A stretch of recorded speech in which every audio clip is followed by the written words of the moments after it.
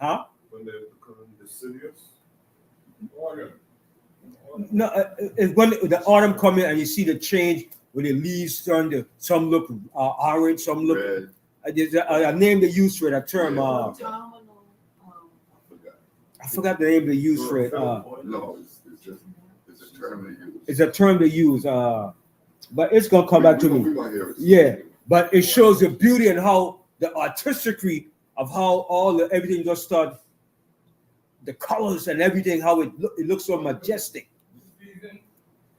It's a season, but it's usually in the fall season where the trees and the leaves started fading and change to different colors and everything. It's a term they use, but it's gonna come back to me though. Yeah. No. Similar to that, maybe something like that. But go ahead, yeah. Mm-hmm. If then the Most High so clothes the grass. So the Most High even clothes the grass. Now, go ahead. Which is today in the field, and tomorrow is cast into the oven. How much more will he clothe you? See, the Most High said, how much more will he clothe you? And everybody worries about that. What they're going to do if they don't have no food, what they're going to do the next day. So showing you, in order for you to be worried about those things and those concerns of life, you have to be in a state of what? Captivity.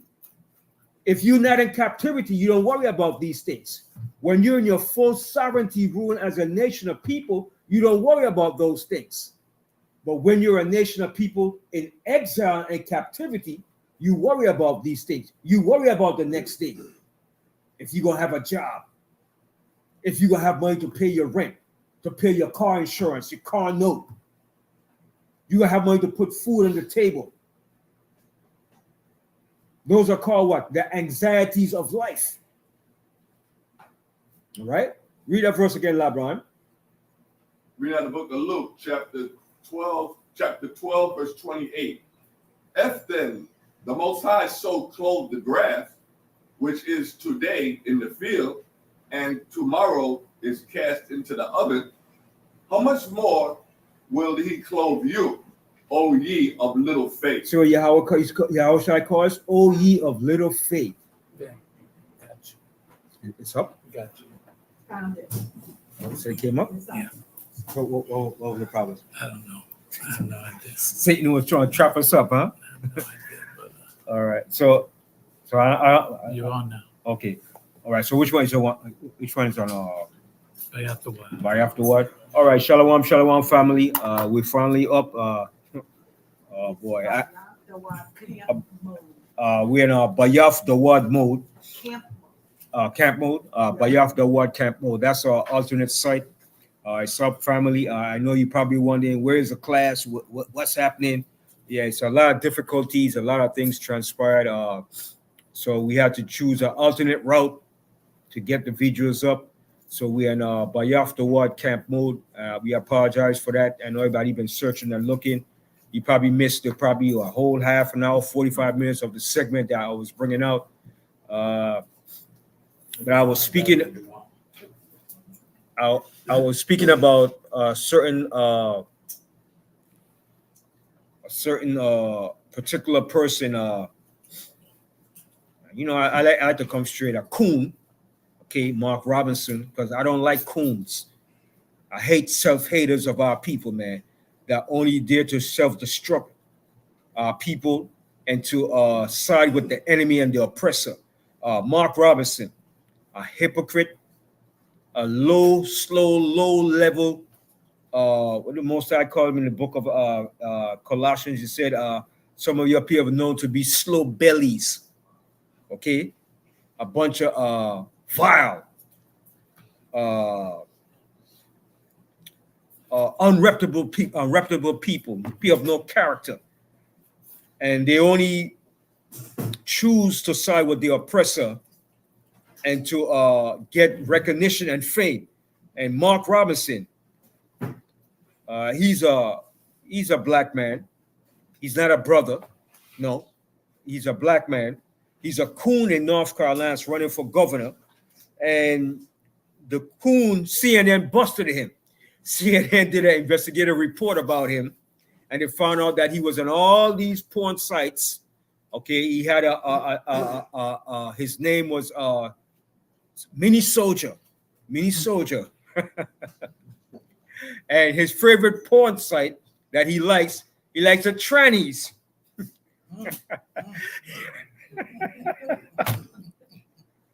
My dude.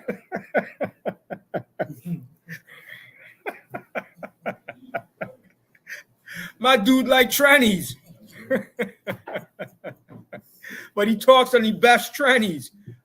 That's a hypocrite, man. Okay? If you don't like trannies and you're talking about them, you should stop doing it. You know what? Trannies should go and approach him now. Trannies should come out to his where he's having his rallies and come out and say, hi, and send kisses to him and see how he likes it now, because he can't curse them out now. He has to accept them now. But see, well, when you're a hypocrite, that's what happens, man. And the most I tells you about being a hypocrite. Be not a hypocrite, man, because it's going to come back to bite you. So now the man was on a porn site with trannies and said he liked trannies. He got off on that, okay? And he went on this one called Nude Africa, okay? And he was saying he's a black Nazi, okay? And that he wished slavery could start back all over again because he would like to have some slaves, okay? But this is what you get for being a sellout, man, and a coon. Understand? Self-hatred will destroy you, man. And the Most High tells you about that. When you're a traitor, to your people, you cannot be successful in the end. In the end, it will come back to bite you. You might make your run for a season, and it's called what? A season of pleasure. Okay? Enjoying the fame and the riches of this wicked world. But you're going to pay a price in the end. And now he's being exposed now. He's saying it's not him. So who is it then? Who is this mini soldier that you're going by? If it's not you, who made those comments? That's the same thing Clarence Thomas said. And Clarence Thomas was a big freak too. Okay? He was on those porn sites too. And he said, oh, this is a public lynching of a black man. All of a sudden now you're a black man? Stop it. Before you weren't considered a black man, you hate your own people. But now that you're on the scene to be put on charges, oh, this is a public lynching of a black man. You coons need to stop it, man. Okay? And like I said, all you coons, you going down. You going down. Now look at P. Diddy now. Look at P. Diddy. The white man finally got him. You see? You could run, but you can't hide. You could run along, you could get your rope, get your long fishing line, go up 1,000 yards with your fishing line running. You always go fishing and you throw out your line and that marlin pulls your and you let that line run so it doesn't pop the line. That's what all you coons been doing. You've been running your course. Now it's catching up to you now. Look at P. Diddy. He's a sorrowful looking Negro now. Okay? And the white man is going, the white man is going to lock you up behind up in jail. Okay? When he's finished with you, you're going to commit suicide or you're going to start squealing like a canary. Like a stool. You're going to start singing. Okay? Because you Negroes don't want to go to jail in the federal prison. Okay? But that's what you get for being evil, corrupt, and being a sellout. That's what it pays for being a sellout. Okay? You want your fame and your riches so you can live good. But you have to pay the price for it in the end. And I just read that scripture too in Luke the 12th chapter. When you sell your soul out, you have to pay the price in the end. Okay? There's no getting around that. You have to pay the price. Okay? And I read that scripture last week about Moses. Moses refused to sell out to Egypt. And Moses had the perfect opportunity to be a perfect sellout. Moses could have been a ruler in Egypt. He could have had the fame, the riches, the wealth, and the power. And Moses said, I will not sell out. I got to read that scripture again. Okay, let's go to Hebrews, the 11th chapter. I got to read that again. That's a very, very important scripture about Moses and his character. What you're going to find out in these last days, your character, your name, and who you are is going to carry a lot of weight. Okay? And we have to be very mindful, man, very mindful, not to be hypocrites, not to be sellouts, not to be high-minded, not to be a narcissist.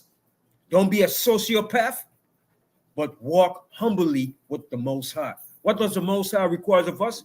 That we walk humbly with the Most High and we fear the Most High. And we have to repent and turn from our wicked ways. Okay? Let's go to Hebrews 11th chapter. I'll read that verse again. That verse is a very important verse. 11:23. About Moses. Hebrews. By faith, Moses. Yes, let's read it again. We're in the book of Hebrews, chapter 11, verse 23. By faith, Moses, when he was born, was hid 3 months of his parents because they saw he was a proper child. Right. They saw Moses was a child of the Most High. He was one of the anointed of the Most High. He was chosen to be anointed, a savior. Okay, that's what it means that he was a proper child. It was shown all over him that he was going to be that savior, an anointed Messiah at that particular time to save his people from the captivity of Egypt. Continue. And they were not afraid of the king's commandments. By faith, Moses, when he was come to years, refused to be called the son of Pharaoh's daughter. See, so Moses could have sell out. Moses could have said, you know what? See you Negroes later, man. I'm going to enjoy the wealth and benefit of Egypt. How you get there on your own, but I'm out. I'm going to be part of Egypt. I want the fame. I want the glory. Every man for himself. And that's the mindset of our people. A lot of our people have that mindset. But in the end, it's going to bring you down. You're going to have to pay a price for that. Continue. Choosing rather to suffer affliction with the people of the Most High. So what he said, he chose rather to suffer the affliction with the people of the Most High. Not many of our people will do that. Continue. Than to enjoy the pleasures of sin for a season. Than to enjoy the pleasures of sin for a season. You understand? That's what our people want. The pleasure of sin for a season. You want to enjoy the benefits of being up there to have all the material gain and fame and fortune. All right, read that verse again. Choosing rather to suffer affliction with the people of the Most High than to enjoy the pleasures of sin for a season. See, and it's only for a season. It's only for a season. And a season is usually how long? In literal sense, a season is about 4 months. Every season is about 4 months. All right?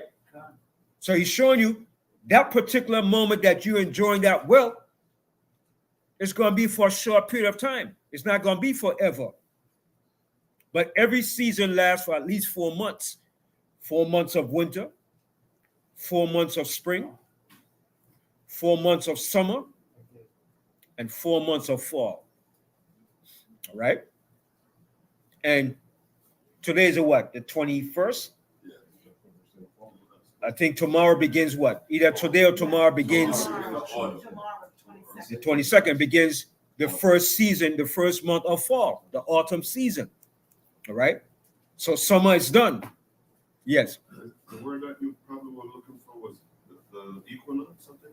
No. Not fall season? No. But you have a fall equinox. We're in a fall equinox now too. Yeah.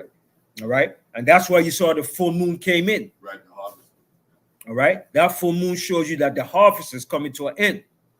All right. The end of that harvest. And so you're preparing for what? Winter. Preparing for the winter to start stirring up your stuff in your barns. Because when the winter comes in, you can't farm and grow certain crops. Most crops do not grow in the winter season. Okay. Winter is a barren season. All right. From the time of spring up until summer, those are the season for growing your crops and your harvest. Now it's coming to the end of the harvest. That's why it's called the ingathering. That's why the Most High calls it the ingathering. All right. And this is where you begins the Feast of Tabernacles. All right. Because that begins the end of the summer and the beginning of the fall season, where you start to store up your food and your crops in your barns. You're making preparation for the winter. All right. That's called the ingathering season. All right. So everything has a season. And the way the Most High made it, where everything has a season, even in when you read in Ecclesiastes, the first chapter, Solomon said, to everything there is a season. Let me get that. Let's go to Ecclesiastes, right?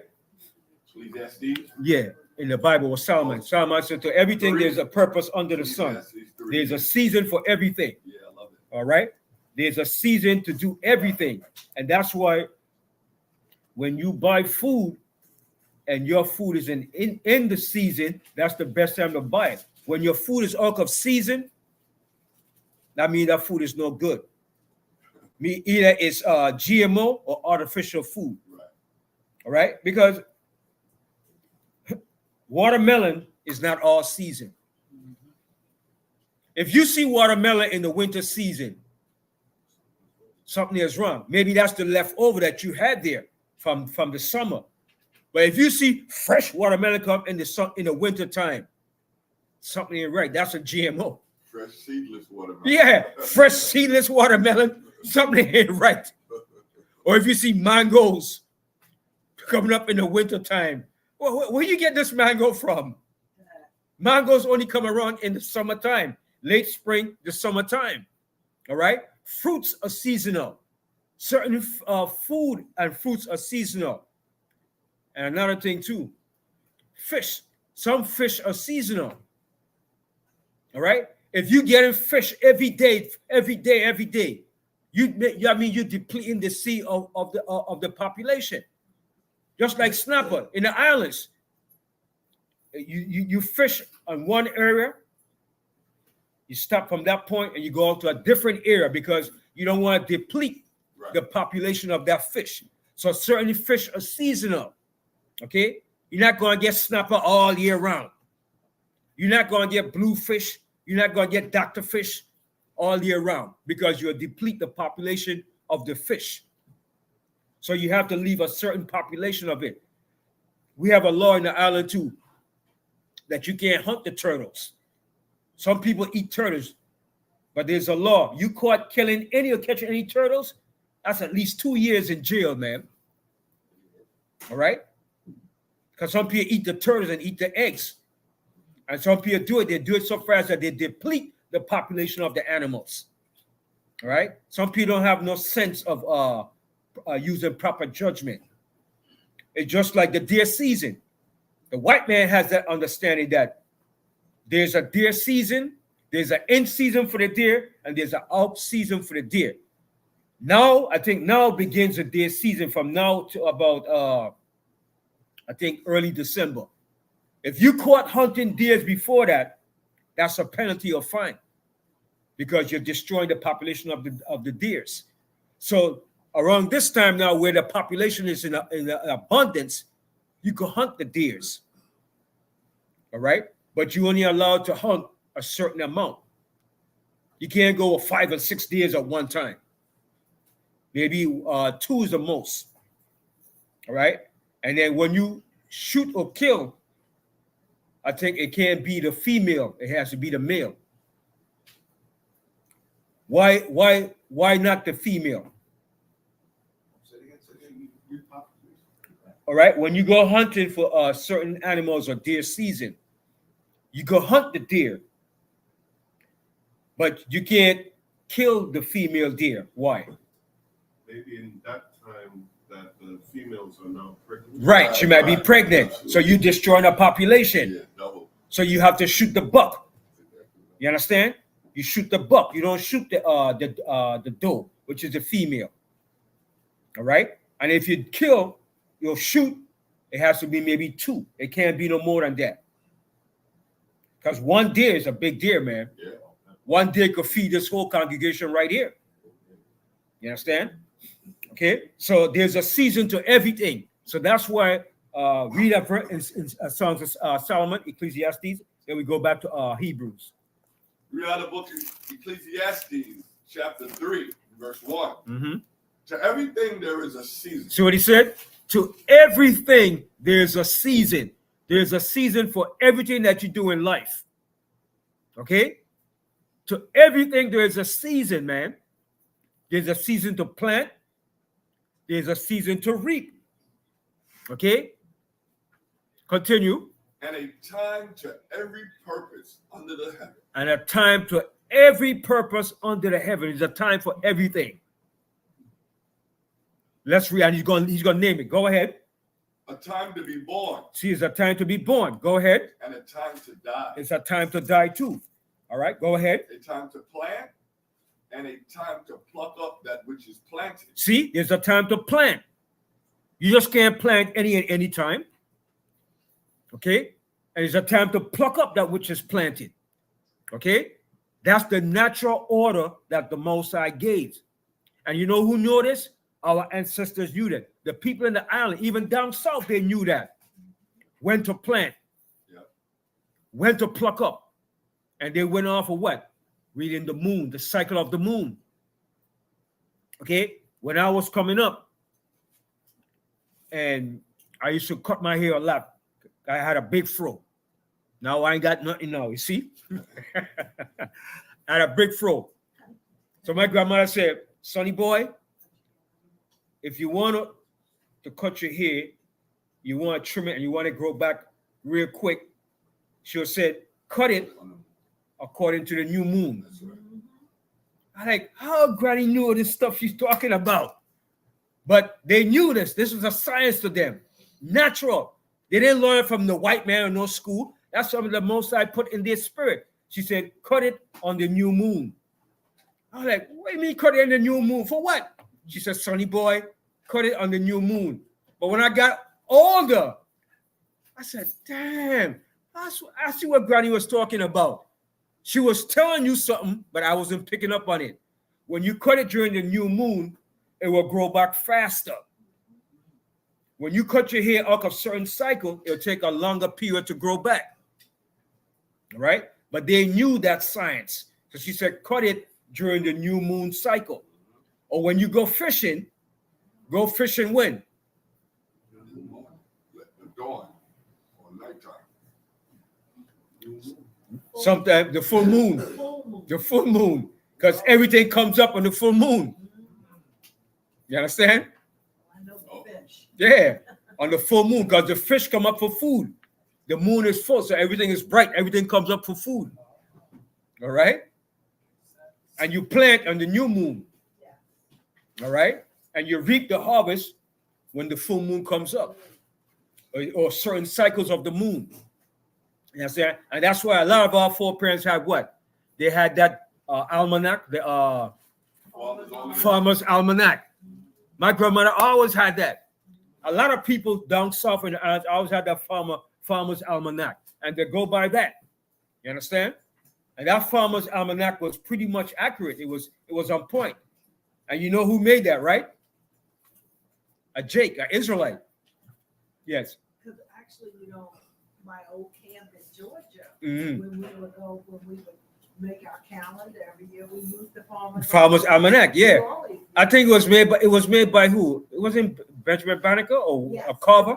It was George Washington. Yeah, Carver. yeah. Because not only was it so accurate, but it also told you exactly what time the new moon comes in. Mm-hmm. And that's how we used to work on our Right. Yeah, and he did that way back, man, when there wasn't no technology to give him a better insight to what he was doing. And he did it way back then. Benjamin Yeah, Carver. the one in the back, yeah, Benjamin Carver. He was a scientist during the time, George Washington Carver. George Washington Carver. But they named the bank after him too, Carver Bank. Yeah. He was the one who did like 300, 400 different things out of Peanuts, yeah. Mm-hmm. Yeah, man. That dude is a genius, man. You understand? So But a lot of our parents knew about that science, about certain things. So read a verse again. Verse 2, Ecclesiastes chapter 3, verse 2. A time to be born and a time to die. Mm-hmm. A time to plant and a time to pluck up that which is planted. Mm-hmm. A time to kill. Oh yeah, there's a time to kill too. All right, you kill for righteousness, not unjustly. All right, so it's the time to kill. But brother, the Bible said thou shalt not kill. No, when it says thou shalt not murder, you don't just go and kill unjustly, but you kill for righteous judgment. Don't do what Esau did to the buffalo. Right. That's murder. That's murder. And you just don't go and murder a person, Right. but you have to kill a person if it comes down to either self-defense or you executing proper judgment. If a person kill a person unjustly, what's the penalty for that person? They should be killed. All right. So there's certain penalties and certain laws that you have to understand when it says there's a time to kill. Okay. If a man comes into break in your house to attack you and your family, what you gonna do? You have to defend yourself. You have to defend yourself. And in the process, he might end up getting killed. All right? That's self-defense. You protecting your family and yourself from an intruder. Now, even a white man has laws on that. A person could come in to invade your house. You could stand your ground. But the technicality about it, if the person is fleeing and running out your house, you can't do what? You can't kill him. But once he's in your house, you could put him down. But if he tends to flee and run out from your house, and here you go with your shotgun, pow! You will get in trouble. You understand? But what you could do, drag his behind back in the house and leave him in the house. If it doesn't show no proof, you did it now. All right?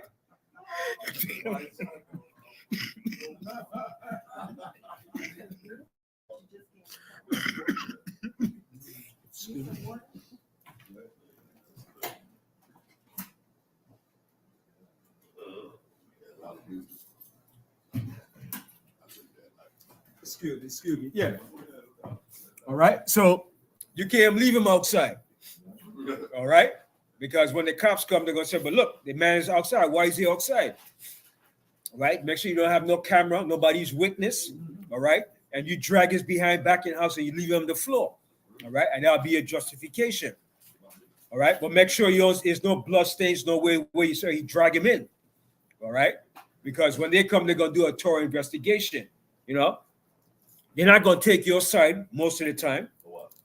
You understand? So you gotta have your everything in the right order, man. All right, because you get more flack when you defend and protect yourself than if a person came against you. All right, a person come against you and say, "Well, we could do," but when you try to defend yourself for self-defense, they try to use everything against you, or you use excessive force. All right? Yes. I know somebody that happened to them, that they somebody came through his window and heard it like in the little his son's room, Mm-hmm. and he fought him off and killed him in there. Mm-hmm. Put him in jail. Yeah. Because you might say you'll use excessive force. Now there was an incident too. I think it was last year. He was a veteran, and he was on the train. And it was just Jake. He was acting crazy, and he put him in a chokehold, and he was choking him out for at least maybe 5 minutes. So they were saying That was justified. they're saying it was unjustified because they said he was a veteran, he was in the military, and he should have known after he didn't see the man stop moving or they're resisting, you're supposed to let him go. But he was still applying and choking him out. You understand? That's murder. And they said he used excessive force in doing what he did. They said he got restrain him, but he said he didn't just restrain. He was just like, damn. He was putting it to him, man. After the Jake wasn't moving, he was still, yeah. You know what I mean? So he was charged for using excessive force. So Esau have his laws up here in this country, man. If you don't know his laws, a certain you could get jammed up. You understand? So they say you have to know how to restrain or use certain force to a person. But if you're a demon and you got demons in you and you acting up, I'm gonna put that pressure on you, man. Yes, that yes. Quick question, man. When he had him in the chokehold, had him tapped out. God. Yeah, I think he was doing that, but he didn't. I mean, you gotta relinquish. You got to relinquish, yeah. But you can still restrain him. Yeah. You know what I mean? Restrain, but you not. Yeah, you not still got the whole. You know what I mean? Yes. And the other reason why they found that it was excessive force was because the man was not bothering anybody. Right. He was just screaming on the train. Right. And he went into combat mode on him, man. He put that lock on him, man, and he had him there, man, where he couldn't resist, man. Yes. Not to bring a class somewhere else then, but just this week, I believe it was this week that the cops shot somebody in Saratoga, if I'm not mistaken, somewhere in Brooklyn here. And the person, there was another man that got killed. They got shot in the head while they were trying to shoot this guy. Would that be justified? Just call it murder, or how would you look at that? So who shot who? The cop was shooting at this particular guy, but the train platform or in the train was more people. So when they let off about 9 rounds, one hit. Well, he could be charged for that too, for recklessness too. You understand? Right. Because if it's a crowd of people, he just can't be let off 9 rounds like that. That's You understand? exactly what they did, because guy jumped the turnstile and they went after him and he had a knife. And that's why they shot. But it's so crazy because all he did was jump the Turnstile. You understand? But they're so trigger happy. You understand? Because there's certain laws in certain states too. If you ride a motorcycle and you got a motorcycle, they can pursue you on the car. They set up a roadblock or something or call for another to cut you off. But they can't run behind you on a motorcycle. You understand? But some of them know the laws, but they just avoid the law. How you gonna just go in a crowded scene? Even in the movies, they show you. Whenever you discharge your weapon in a crowded scene, you brought up on charges because you might endanger the lives of other people. In this case, that's exactly right. And look at him now. But you know the cop's gonna take up his side. He's gonna have the benevolent police to look out for him and everything. Yes. The mayor say he was justified. You see? The cop was justified. They never say a cop is wrong. Even though he's on camera, what he did was wrong. They never say a cop is wrong, whatever he does. Never. And you know what, too, Ben? I was thinking about it that if this was a place where there were like white people, where it was more, He would never have done that. He would never. Never. Have done that. So it's like, again, it's like open season. Like, It's open season, yeah. You know. All right, go ahead, LeBron. A time to kill and a time to heal. Right, it's a time to heal. All right, it's time for our people to be healed, but they don't want to be healed. Okay, go ahead. A time to break down, a time to build up. See, there's a time to break down and there's a time to build up. It's time for our people to be built up because we have been broken down. Continue. A time to weep and a time to laugh. See, there's a time to weep and there's a time to laugh. Laughter, ain't nothing wrong with laughter. Go ahead. A time to mourn and a time to dance. And a time to mourn and a time to dance. See that? But our people, all we want to do all the damn time is dance, dance, dance. Dance for me, Negro. Dance. Just dance. You can't be dancing all the time. For what? You can't be dancing all the time. There's a time for everything, man. All right? Go ahead. A time to cast away stones and a time to gather stones together. See, it's a time to cast away stones and a time to gather stones together. All right? Go ahead. A time to embrace and a time to refrain from embracing. Now, for us as the people now, what time is it for us now? Is it a time to embrace the enemy or to refrain from embracing? Refrain. It's a time to refrain from the enemy. We've been embracing the enemy too long. That's right. Now it's time to refrain from embracing. But not that cool. No, but not coons. Okay, continue. A time to get and a time to lose. In life, it's going to be a time that you're going to get and you're going to lose. You win some, you lose some. All right, go ahead. A time to keep and a time to cast away. Mm-hmm. A time to rend and a time to sow. See? Go ahead. A time to keep silent and a time to speak. See? When was the time for us to keep silence? When was it a time that we kept silence? Slavery. In slavery. In slavery, we were kept silent. We couldn't say nothing. Shut your mouth, boy. Don't even look at me, boy. But now it's time to speak and speak the truth. Now it's time to speak up and stop being a coon. Yes. I just want to say pertaining to that. You see how you say about time for embracing? Our people that's not issue, they still embrace the white man when you vote. Yeah. When you join it, And that's why they're going to learn the hard way. Okay? Because Kamala Harris or Trump, none of them is going to do nothing for them. Kamala Harris made some big promises, man.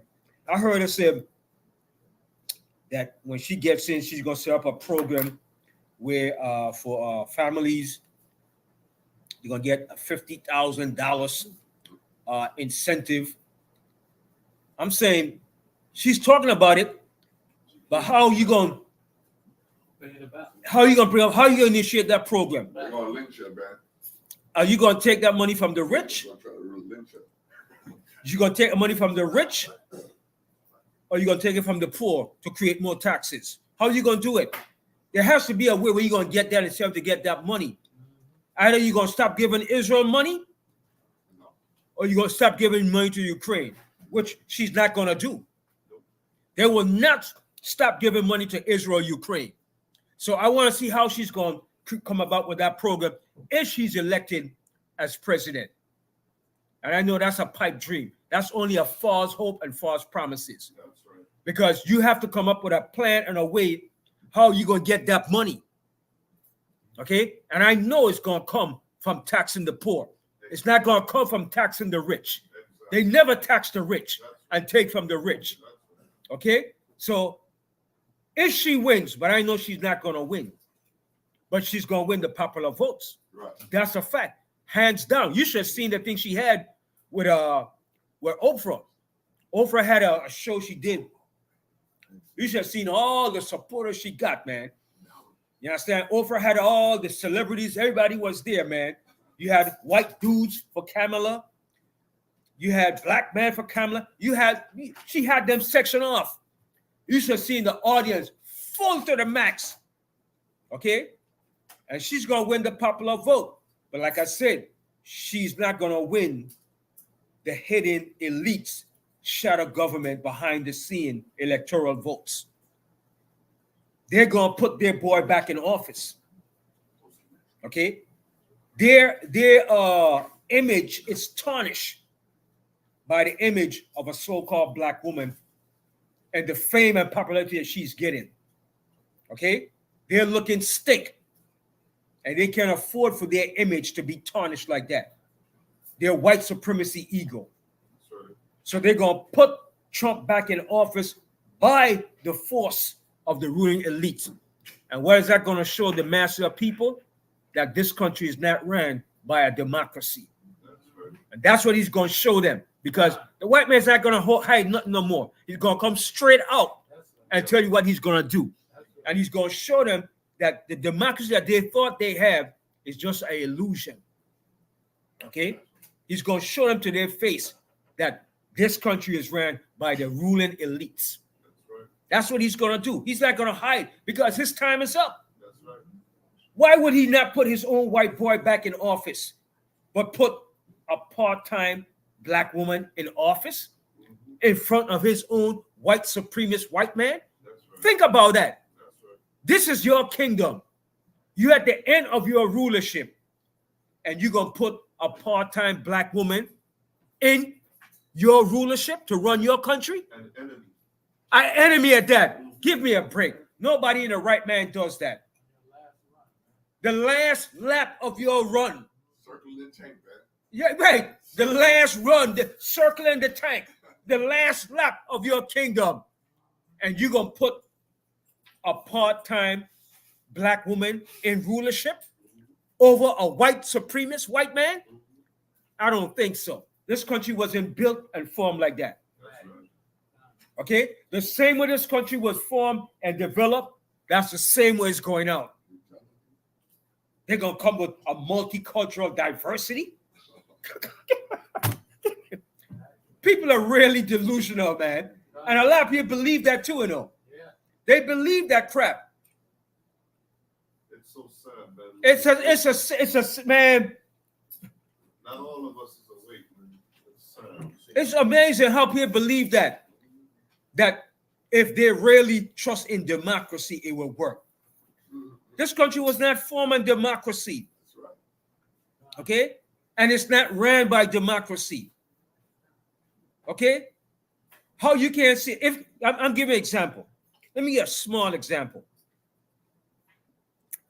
If Kamala Harris, if she was going to run on a campaign and said, when I become president of these United States of America, the state of Israel will no more get 1 red cent of American money financially, economically, and militarily.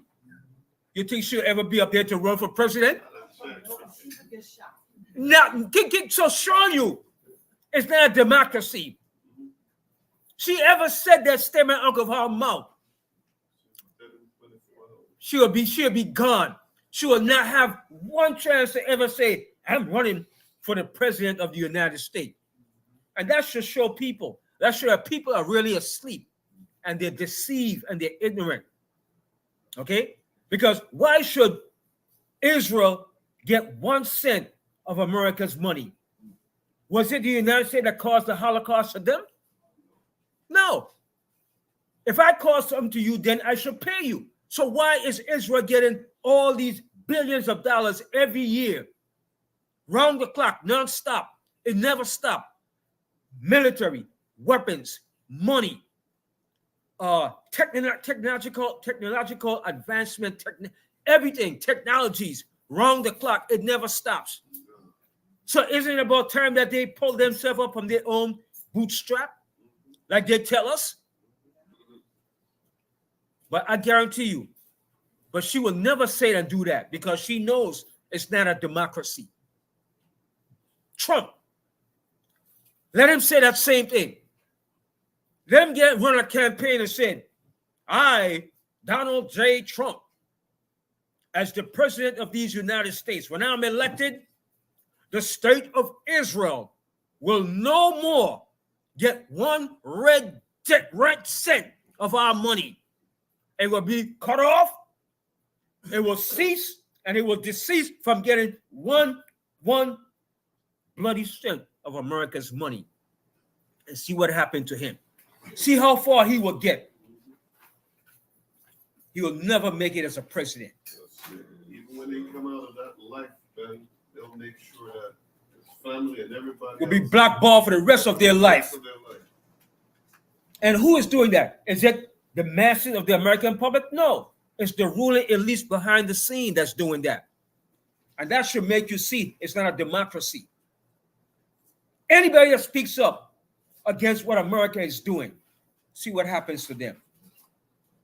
When you're blackballed, you're not blackballed from the masses of the American people. Who are you blackballed from? The elites and the big corporations, the media. Not the everyday people that's working and paying bills. You're not blackballed from them, even though some of them might help to contribute to it, because the mass of the people are what? Socially engineered. They're controlled. Yes. Even just down here on the police level, when you really think about it, the police really protects the elite. The elites. They're not protecting the poor. Whenever they call, there's a robbery. They're going to make sure that the rich, his property and his investment are not being disrupted or violated. That's the only reason why they show up. They're not showing up because they want to save or they have so much care. They want to make sure that the rich, his property and his investment is not being violated or destroyed. They're not there to really serve the poor people. Okay? So it's all an illusion that our people are really looking into. But this election, after this election, things are going to change drastically. Everything is going to change.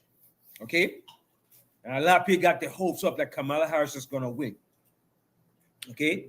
But they're going to show you who really runs this country and how this country is really operating. All you got to do is think well and use common sense.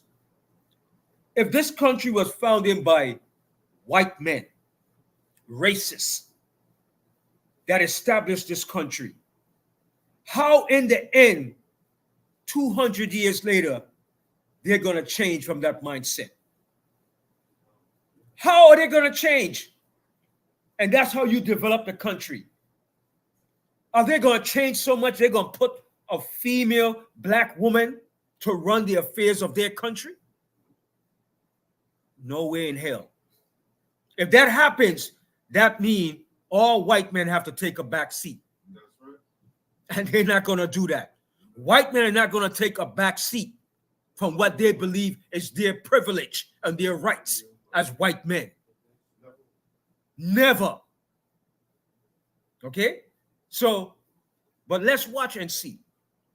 But I'm telling you right now, I'm telling the people out there in YouTube land, okay, according to prophetic prophecies, Kamala Harris will have the popular votes, but the president is going to win based on the electoral votes of the ruling elites. Okay, the ruling elites will put him in office, and they're going to show you we don't give a damn what you say or what you think. All right, continue reading that, Brian, where we left off. A time to get and a time to lose. Mm-hmm. A time to keep and a time to cast away. Mm-hmm. A time to rend and a time to sow. A time to keep silence and a time to speak. It's a time for us to speak out now. It's no more time for us to be silent as a people. It's time for us to speak up and speak the truth and be bold about it.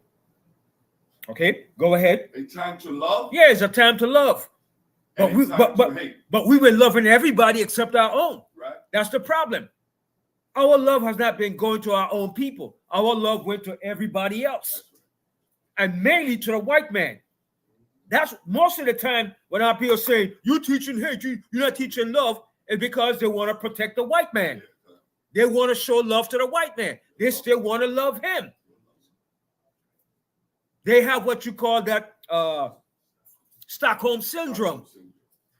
You understand? Don't hurt the oppressor. Don't hurt my lover. I know he did us wrong, but don't talk about him. He's all right. He's all right. It's not so much when you talk about other people, it's merely about the white man. Check it out and you'll see. Continue. And a time to hate. It's a time to hate too. Okay? There's a time to hate. Continue. A time of war and a time of peace. And it's a time of war and it's a time of peace. We have been in the time of war since we got here. That's right. And we have not seen peace yet. We haven't seen no peace. But we're going to see peace in our kingdom. Continue. What profit has he that worketh in that wherein he laboreth? Okay, so go back to Hebrews now. So like it says, there's a season. Everything is seasonal. Okay? Even your love could be seasonal too. Okay? There's a season to love. Okay? That's what it's. But brother, you're not supposed to hate your enemy. Why not? When the scripture said, love your enemy, That's the question everybody get confused of.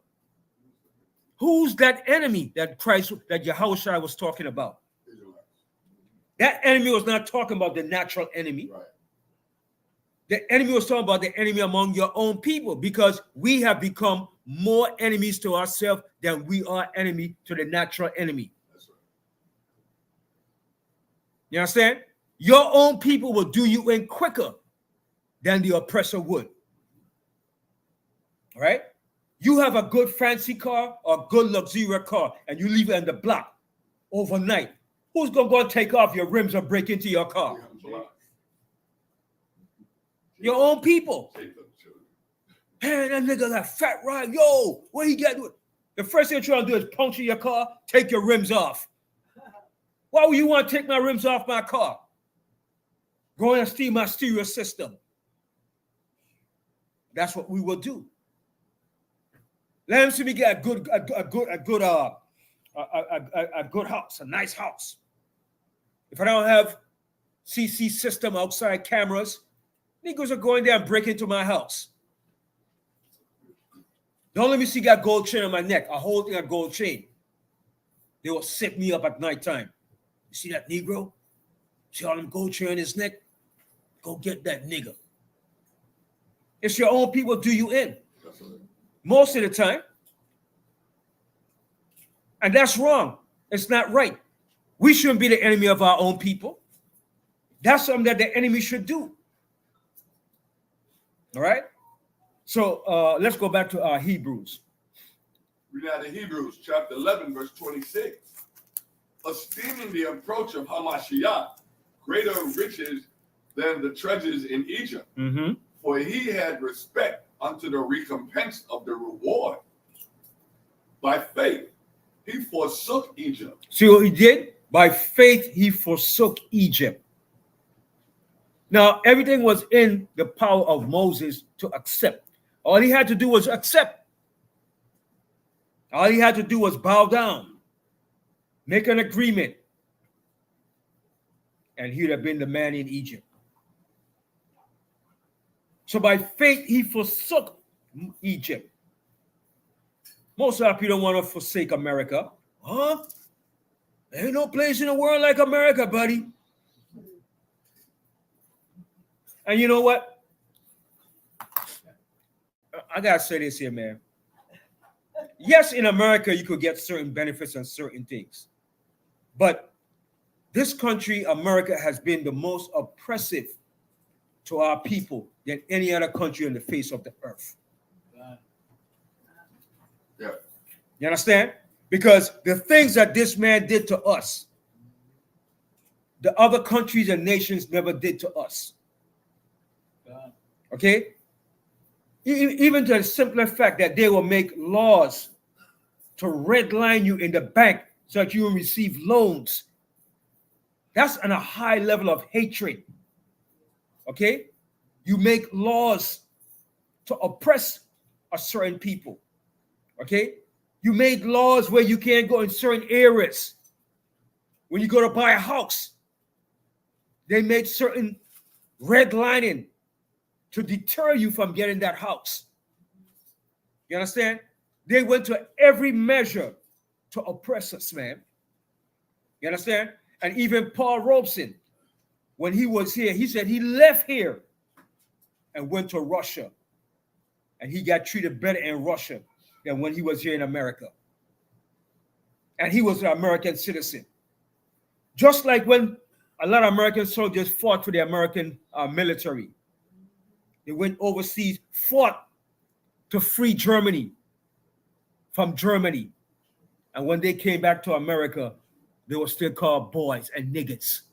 Had to take the back seat, had to get off the train. All right? Had to walk on the side of the road. Cool, look at the white man. Don't look at me, boy. They came and pulled you off the train. You also see that movie. It's called the 24. Yeah. About the black soldiers that fought in World War I. All right? In Texas. The base was in Texas. And they were on the train sitting. And here comes the sheriff and the police department in the train. And they told him, hey, boy, get up from there. You know you're not supposed to be sitting there. And when they refused, they beat him down. They beat him to nothing. And they told the other black guys, you want some of that too? And they had to get off the bus. Here you are, a friggin' military soldier in the military, and a damn pig, a police, gonna tell you, get off the bus, go in the back. You have more clout than him. You went and fight for the country. You wearing your uniform, they're wearing their uniform, badges and everything, sitting on the bus. And here he come in the bus, tell him to get up, go to the back of the bus or get off. You understand? And not only that, and a lot of things that they experience, man. So this country have a lot to pay for, man. A lot. You understand? And then they want us to forget the dirt that they did to us. Those are some of the small stuff that we know about. What about the things that we don't even know about that they did to us, man? Okay? You as a black man, you had to bow your head and have to say, yes, sir, yes, sir. You had to be a little boy to a friggin' white man. You had to curb your manhood just to survive so your family won't be killed. Imagine that. Man busting into your house, ripping your house up, taking your wife, and you can't do nothing. You have to sit there and watch. Come on, that's the highest degree of insult. You understand? So they have a lot to pay for, man. And the things that they did to us, it has been ingrained into the psyche of our people, man. Yes. That's that perpetual hatred. That perpetual hatred, man. You understand? They took it from the highest to the lowest level. They took it from the level of the common white boy doing his dirt to the government, the people in the government office to make laws to oppress us, man. They went to every level. Okay? Yes. See how I'm saying in slavery, when our Hebrew mothers were pregnant, she used to see her husband being tortured and put to death. They just take the head, or had the house treated, planted circumcised the head, both arms, legs. Once they cut the rope, and the pregnant woman now, she watching all this, screaming and all this stuff. They cut the rope, like all head come off, all side. Pulley with two horses, Yes, sir. What happened? All that grief and fear went into the pregnant baby. So now they come out, they got fear in them now. Right. You understand? So all that was psychological programming. Yeah. Another thing to that, Yes. The Levi company, that's their logo, Yeah. They got Levi Strauss, yeah. They got a pair of jeans between two horses. On the back of the logo on the patch is a rope on both of the belt loops. That's supposed to be a black man. But I wanted to read this real quick. Right, yes. This is Psalms chapter 94, verse 20. Shall the throne of iniquity have fellowship with thee? And that's speaking directly to us as a people. Go ahead. Which frameth mischief by a law. And that's what they do. Everything that they do, they frame it by a mischief, by using the law, by using whether executive, judicial, or legislative. They make laws to oppress us. Go ahead. Verse 21, they gather themselves together against the souls of the righteous. And that's what they've been doing for all this time we've been here. They gather themselves against the soul of the righteous. Go ahead. And condemn the innocent blood. And that's what they do. And they condemn the innocent blood. Is more to it? Yeah. But the Most High is my defense, and my power is the rock of my refuge. And he shall bring upon them their own iniquity. And that's what the Most High is going to do. So now it's too late to say the Most High is going to repay them. So everything that they're doing is coming back to haunt them now. Just like now, they're mad because immigrants are coming in. Well, what you did when you got here, when you came over with Columbus and all the rest of your English colonists, you took this land. And you took it and you felt compelled that it was right for you to do it. Now that the immigrants are doing it, you don't like it. Now, another thing that a white man doesn't like now, when he came and he stole this land, he took it from the Indians and from everybody else. Now, there's a growing trend now where people are going into other people's houses and taking their houses. And now the white man doesn't like it. Well, How do you think the Indian felt when you came in and you took their land? Now it's happening to you now. Now you don't like it. Okay? So the old saying, what comes around goes around. You reap what you sow. Everything that you did is coming back to haunt you now in the end of your kingdom. All right? Yes.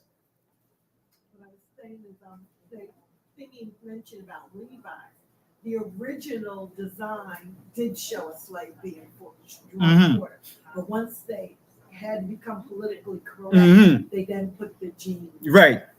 Yeah. And I said they had to, because they know. See, there's only two things a white man respect when we do it.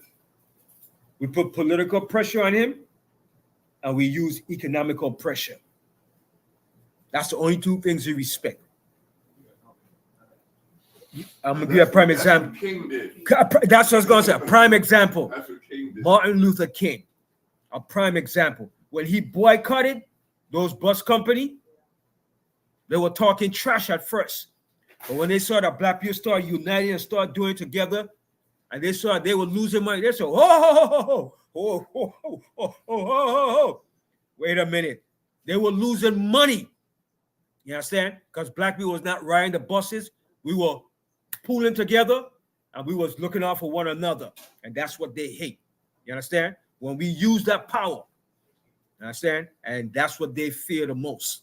And that's what also we did in the 80s with Ronald Reagan. When they apartheid South Africa, black people put pressure on Reagan and said, listen, if you don't stop the apartheid, we're not going to buy nothing from South Africa, none of those countries. And they forced Pepsi Cola, and a lot of companies are doing company in South Africa to divest off of that. There's a lot of American companies that were investing in South Africa to keep the apartheid going. All right? And black people here put pressure on them to make them stop what he was doing. That's why South Africa was able to get, I won't say free, but to get a reprieve from the oppression. Because the same people that are doing the oppression are still running behind the scene, controlling South Africa. That's right. It hasn't changed. All right? So, but oh man, two after 12. I'm a class in this school. But let me get one more scripture. Yeah, now we finished that in Hebrews, right? We finished up to 27. We had 27? Yeah. There was more to it? All right.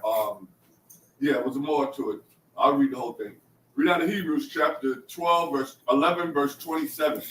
By faith he forsook Egypt, not fearing the wrath of the king, for he endured as seeing him who is invisible. Right. And that's it. Yeah. All right. So let me get one more scripture. Let's go to Baruch. Baruch in the 3rd chapter. And like I was saying with P. Diddy, all right. Now he's starting to see now that when you was doing the white man's bidding and you was up there enjoying the wealth and the fame, everything was all right. But P. Diddy was corrupt from day one. Okay, from day one. Everybody was talking about P. Diddy. When you start robbing your people, taking their wages for what they put in and not paying them for it, you're going to pay a price for that. All those musical groups, he robbed them and stole their benefits and everything that they had. Okay, and he used them. Okay, and he talking about, oh, I didn't do nothing wrong. I gave you a job. You didn't give him a job. You robbed him. And you did the same thing the white man did. And he was up there doing good, showing off, boasting. Okay, I saw a clip with him before Trump became president. Him and Trump was talking. And Trump was talking, and he was telling Trump that people see me as a bad person and a blah, blah, blah. Trump said, it's not what you do, it's how blah, blah, blah. And Trump was saying, that's why politicians, and he said, that's why I never run for president. I said, wait a minute. So what made you run for president then? You understand? Showing you that he is part of the system. Because he said, he told P. Diddy there that he will never run for president. But yet he ran for president in 2016, right? So showing you he was part of the system. I shall save it. Somebody sent it to me at WhatsApp. I shall save it. It was about maybe 3 minutes long. It was P. Diddy and Trump. They were talking, having a conversation. And Trump said, that's why I will never run for president, because politicians are this and that. I said, wait a minute. This dude ran for president and still want to run for president. All right? Yeah, yes. Said the same thing to Oprah. Yeah. Said I would Never run for president. Never won. So who convinced him to run for president? Who came to him and approached him to run for president? Right. Change his mind. Showing you how you just change your mind like that. You understand? Showing you they're all part of the system.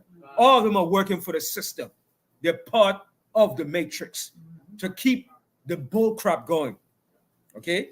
So don't, whenever you hear Trump say he's trying to drain the swamp, don't believe it. He is part of the swamp. He's not draining no swamp. He is the swamp. Damn lying hypocrite. Yes. Even when he was in the club with Jennifer Lopez and Shine, the woman said the camera showed that P. Diddy was the one that drew 2 guns, and Shine shot twice. And Shine paid 5 years in jail and was deported. And He took the brunt for P. Diddy. The camera showed P. Diddy draw 2 guns. Yeah. And Shine had 1 gun, and he had drawn 2 guns from his back. And he took the fall for And P. Shine Diddy. went to jail for 5 He went for years. there for P. Diddy. Yeah. That's why he's so bitter now, because he said, listen, I went to jail for you and you did nothing to help me or my family. Right. P. Diddy's a low-life, dirty scum. And I hope he end up in jail and the white man doing what he did to everybody else. I ain't got no pity for these wicked dudes, man. Yes. They got him. I saw my phone. They got him on suicide watch. He's a metropolitan. Yeah. I used to drive down. I was working on John McVicker. Yeah, he has suicide watch now because, you know, he see how it feels like now. He doesn't have the rich and the fame that he had now. So he felt that everything is closing in on him. That's the Most High bringing the wrath on your wicked behind. You enjoyed the wickedness for that season. Now you have to pay the price. That's what's one more thing. And yeah, go ahead. No, you see how with our people now. Trump, I heard he has a felony. That's what I heard. Oh, please, it's He has 36 conviction. So if why they didn't put him in jail, but they put R. Kelly, Bill Cosby, now P. Diddy. Like I said, you already know what I'm saying. everything goes back. Us. Everything goes back to the white man and his white supremacy and his white privilege. Okay, it all goes back to a Eurocentric perspective. Okay, I don't care what people say. Oh no, that's not America. Shut the hell up, man. You don't know what this country is about. It's about white supremacy. The white man having his control over everything, and he's not going to give it up. He may allow you to get some of the piece of the pie, but in the end, you're not going to receive the full benefits of it. You're going to pay a price to it. Okay? And what they're showing you, that Trump has 32 convictions, felonies. He's a criminal. He's everything. How the hell you still allow it to run for president? The man got this far. Now, think about it. The man was able to get over from the criminal charges. He was not able to go to jail. The judges had leniency on him. He was able to still win the nominee as being a presidential candidate and hopefully to become president. So do you think after he went through all those things that they're not going to allow him to become president? Right. Give me a break. Right. Here's the swamp. He is part of the swamp. He's going to be the president. If he went through all those things, has 32 convictions, a convict, a lawbreaker, and they're not going to put him back in office to finish what he has to do? Yes. It just goes to show you that this country is run by the elite. It's run by the elites. If Peter can't see that, something is wrong. All All the corruption, everything. the corruption is there, and you're going to tell me he's not in jail? And then Yes. the race is close between them. It's close. Yeah. By points. You understand? How many days we got left? 44. All right. When this election comes in November 5th, man, I like they said, if he win, every black people better get their guns ready because his yahoos out there is gonna go wild. If he doesn't win, you can forget it. This country is going down. It's gonna be a civil anarchy, a bloodbath if he doesn't win. You understand? Because they're gonna feel that he been cheated again, just like he was the first time. All right, but we know that. But that's what the way they think. That's the mindset of a Republican, a European. Okay, their mindset is a mindset of corrupt. The Most High said they're contrary to nature. You understand? They don't think like ordinary people. The Most High said his soul that's within him is not upright. Okay, the time he came out the womb, he came out contrary. Let me read that scripture. The Most High said, he's not. Let me read it. Go to his nature is not to be upright. He's wicked from the day he came out the womb. So as he came out crying, nah, he born as a little serpent. A little serpent with his fangs hanging out. He got the fangs coming out. Okay? Either he's a damn black mamba or a cobra. As soon as he comes out the womb, he got those fangs slithering already. We could bite. Okay? Go to Psalm 55. That's his nature, man. He's not upright.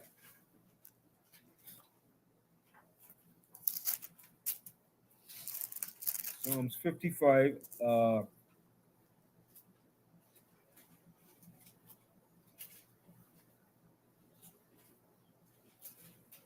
Psalms 55, no, Psalms 50.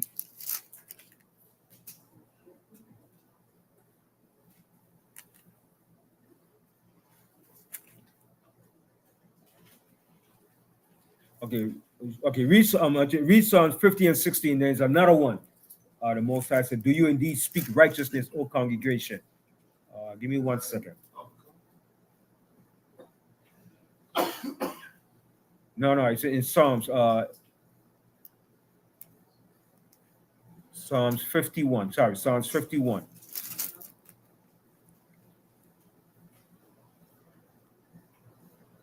Oh, no, that's not it. No.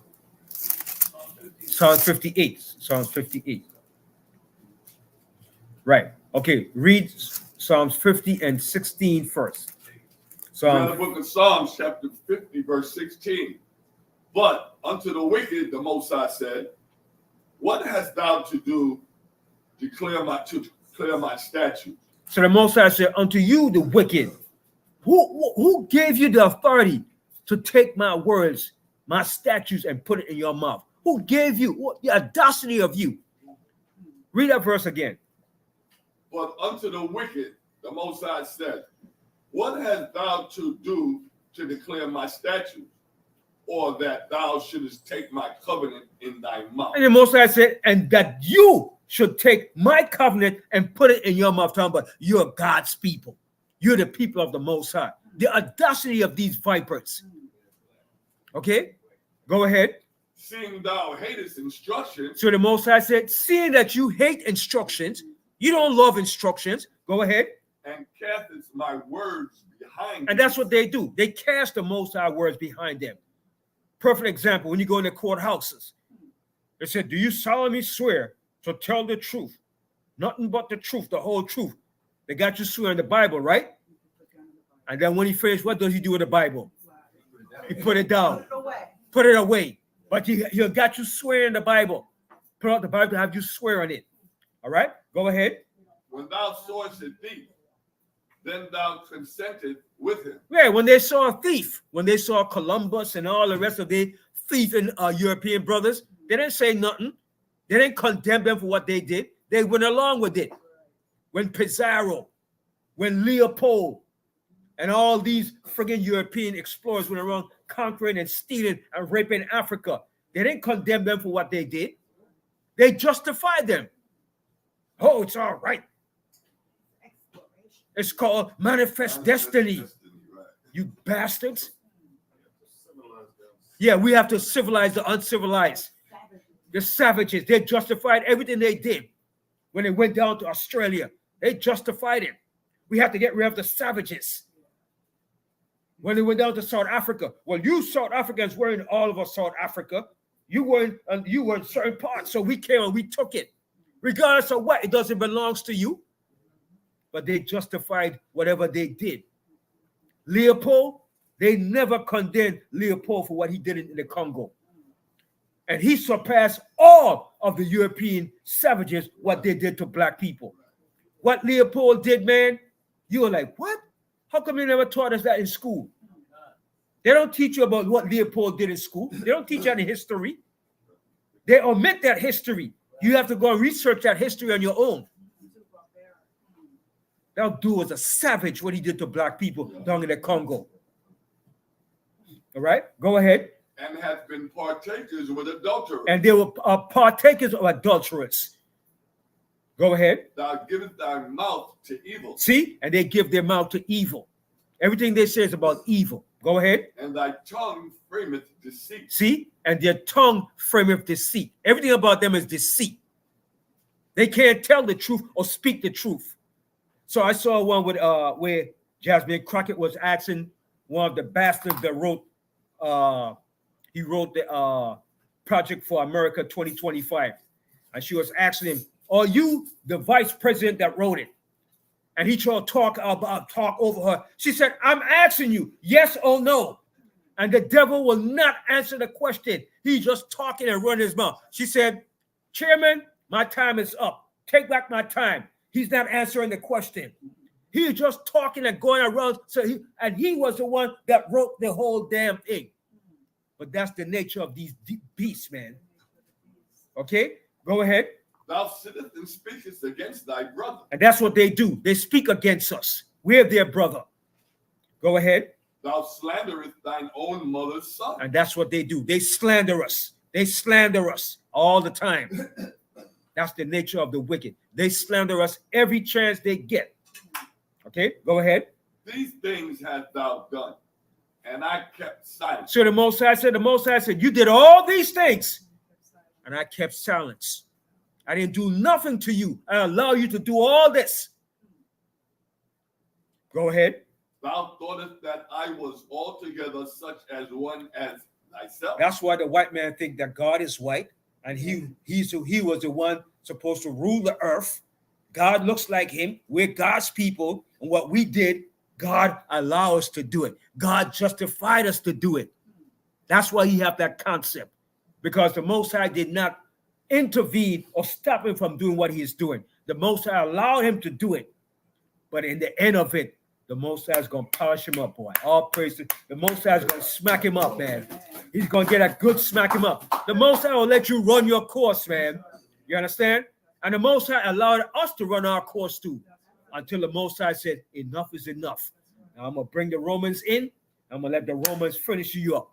And that's the same thing the Most High is going to do to Esau in his time now. The Most High allowed him to run his course. And when he finished running his course, the Most High is going to bust his skull. The Most High is going to crack his skull open. Go ahead. But I will reprove thee. So the Most High said, I'm going to reprove you. Go ahead. And set them in order before thy And who's eyes. the them that the Most High is going to set in order? Israel. Israel. He's going to set us in order right before their own eyes. And ain't a damn thing they're going to do when that's going to happen. All they're going to do is scratch it behind and get angry. Go ahead. Now consider this. The Most High said, now consider this now. Go ahead. Ye that forgot the Most High, You that forgot the Most High, go ahead. lest I tear you in pieces. Lest I tear you in pieces. And the Most High is going to tear them into pieces. Go ahead. And there be none to deliver. And the Most High said there's going to be none to deliver.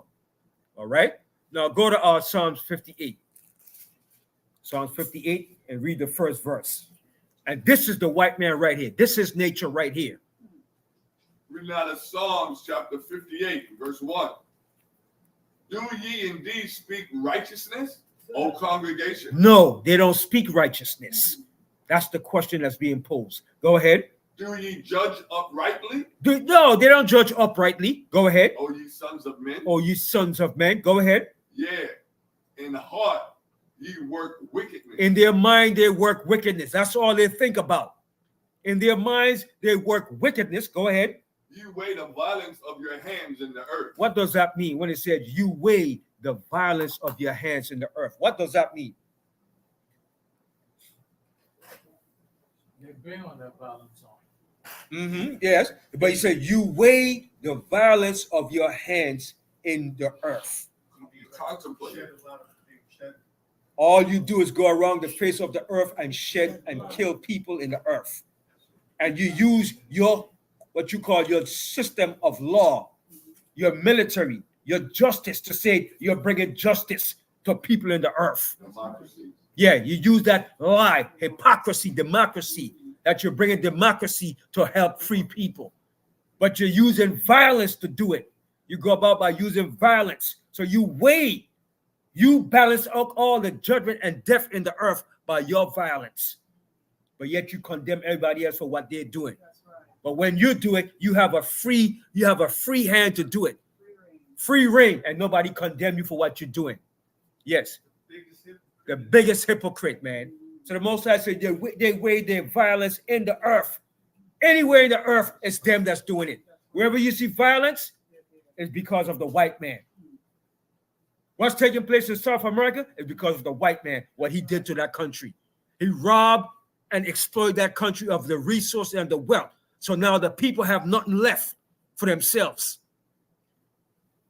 The wars with the Tutsi and the Hutsis, who caused that? The friggin' white man, the British, the Belgium, okay? So they could steal the resources of that country. In Rwanda, who did that? Okay? So the Most High said, you weigh the violence of your hands in the earth. Go ahead. The wicked are estranged from the womb. See? The wicked are estranged from the womb. Go ahead. They go astray as soon as they be born. As soon as they come out the womb. As soon as he come out and he start to cry, those fangs goes out. He starts splittering right away. The little demon seed, the little devil that he is. That's who he is. He can't help. His fangs comes out already. Slithering. You ever see a snake? How the fangs comes out and that's him. Forked tongue. You understand? A forked tongue. Soon as he's born in the earth, he's a little demon. Soon as he comes out, mama kicks him out that womb. Soon as he get that first ear, here comes the demon in him already. That demon seed. That's why you got to kill it from the time it's born. Don't wait till it grow up. Because when it grow up, it become a big demon. Read that verse again. The wicked are estranged from the womb. They go astray as soon as they be born, speaking lies. See, as soon as they're born, that's the first thing they do is speak lies. They can't help. That's their nature. That's why they're in school shooters. Yeah, that's in their DNA. That's their nature. How the hell you going to a school and shoot up a school and have no conscience or no remorse? And then they all get an AR-15. They love that AR-15, boy. I guess because it's American made. It's American pride. But the Most High is showing you that's the nature. For what they have done to us and the angels of this country, they're reaping what they have sown now. Payback is a B, man. Payback is something else, man. You go into a school with an AR-15 and shoot up the whole school.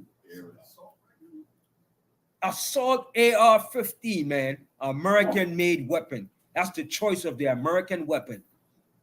Yes. The way they commit murders, like Charles Manson. Yeah. He had cut Sharon Tate from the head all the way down. She was like 6 months pregnant. He cut her all the way down from the head to the womb, and then he buried her. She died inside the earth. He didn't kill her. He cut her down. That's a savage. And you know who did that too? Who was famous for doing that? Jeffrey Dahmer? No, somebody else. Idi Amin did it too. No, and it was a white boy. He came from England. Jack the Ripper. Jack the Ripper. That's all he did. And he was of an elite family. The elite. That's why they never caught him. And the son of Sam. Jack the Ripper used to cut everyone that he killed. He would cut them from the womb up, from the back, everywhere. Cut out the guts, everything. That dude was a sadistic murderer, man. The serial killer. A serial butcher, man. The serial killers are white. Yeah, and they never found him. Yeah. They never found him. They didn't care because he did it to prostitutes. Right.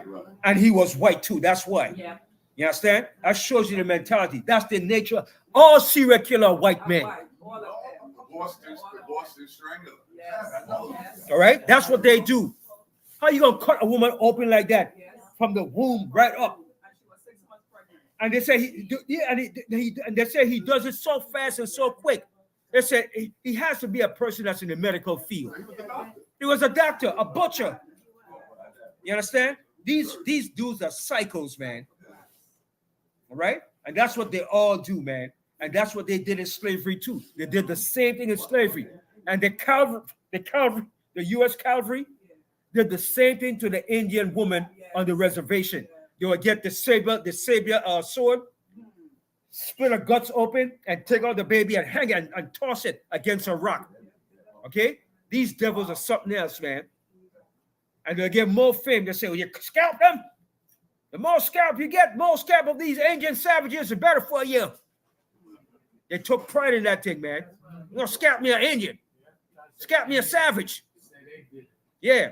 You understand? Yahoo! Yahoo! Okay? But when these things come back to them now, they're crying and want to know why is it happening. Because you got to go back into your history, you devils. What you have done is coming back to you now. Chickens coming home to roost. Yep, the chickens are coming home to roost, man. That thing is such a true saying, man. All right, go ahead. Verse 4. Their poison is like the poison of a serpent. You know what's his poison? His doctrine, his philosophy, his words. Anything that he teaches you is poison, man. That Christianity that he taught you, that false Christianity, it's all poison. Okay? And when you listen to him, you get intoxicated by that poison. Just by looking at him, his poison puts you to sleep. He doesn't have to bite you yet. Okay? Go ahead. They are like the deaf adder that stoppeth her ear. That's a poisonous snake. Okay? Go ahead. Which will not hearken to the voice of charmers. And they don't listen to us. We're the charmers. We're supposed to charm them. Okay? Go ahead. Charming never so wisely. Break their teeth, O Most High. So David said, break their teeth out, O Most High. Destroy them. Go ahead. In their mouth. In their mouth. Break out their teeth in their mouth. Okay? Go ahead. Break out the great teeth of the young lions, O Adawan. Let them melt away as waters which run continually. Mm-hmm. When he bendeth his bow to shoot his arrows, let them be as cut in pieces. So everything is going to turn back to him now in the end. It's going to turn back to him. All the violence, all the things that he have done to everybody in the earth is going to come back to visit you now. And you're going to put it on. Continue. As a snail which melteth, let every one of them pass away, like the untimely birth of a woman, that they may not see the sun. So David was cursing them. Okay? They was putting a curse on them. He was asking the Most High, let them be destroyed, even the woman with children. That's right. Don't show no pity for none of them. Okay? Go ahead. Before your pots can feel the thorns, he shall take them away as with a whirlwind, both living and in his wrath. Mm-hmm. The righteous shall rejoice. See, the righteous have to rejoice at the end of this when you see this. And the Most High said the righteous is going to rejoice. Go ahead. Man, you see all them tornadoes there? Oh, I lost everything. Yeah. You see, that's that whirlwind, man. That's right. The Most High said we're going to rejoice when we see these things happening to them. Any black people crying to them, oh, this is such a sad travesty. Why is this happening? Shut up. Just shut up. Read your book. Read the book and go back into history and see what was done to you and your people. All right, go ahead. The righteous shall rejoice when he seeth the vengeance. He shall wash his feet in the blood of the wicked. Ooh, you see that? We're going to dance in their blood. Go ahead. So that a man shall say, verily, there is a reward for the righteous. Yeah, that's what we're going to say. There is a reward for the righteous. There has to be a reward when we see this. Go ahead.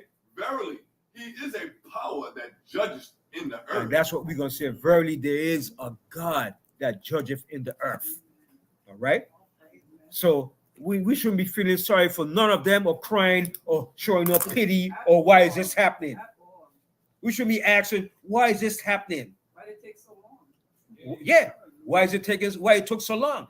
Now that we see it, we should understand why it's happening. Right. Okay? And it's the Most High's judgment upon them. Okay? And they got a lot of judgment coming to these people, man. We haven't seen nothing yet, man. Yes. It's the 2/3 of our people that don't want to see them get there. Don't want to see it, but they can't stop what's coming. Because they're gonna fall with it too. If the Most High said, But most I got a scripture for everything, man. Go to Jeremiah 48. What? This is the last scripture I'm closing out. Jeremiah 40 what? Jeremiah 48. Jeremiah 48. I'm gonna tell you exactly. Jeremiah 48.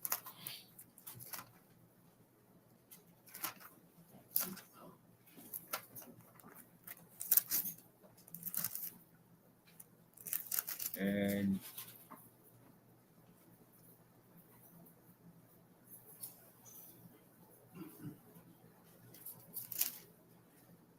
it's the one with the Most High said, "Cursed is he that doeth the work of the Most High deceitfully."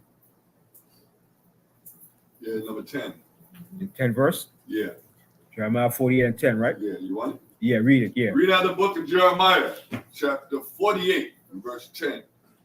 Cursed be he that doeth the work of the Most High deceitfully. See that? So that's a warning to our people. That's a curse.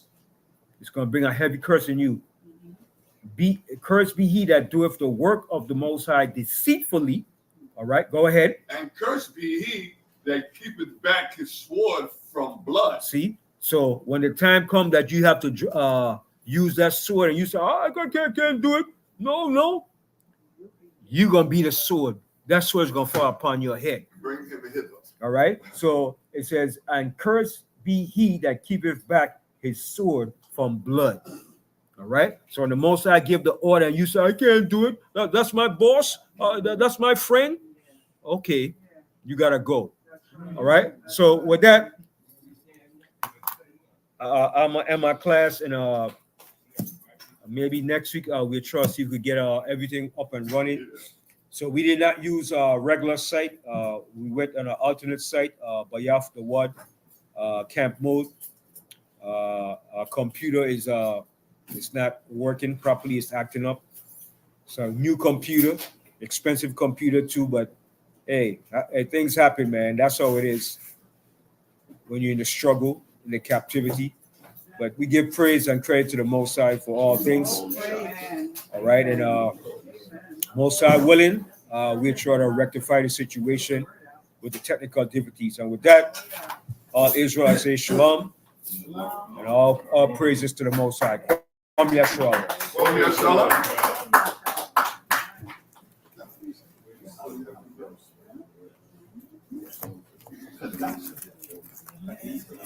Holy.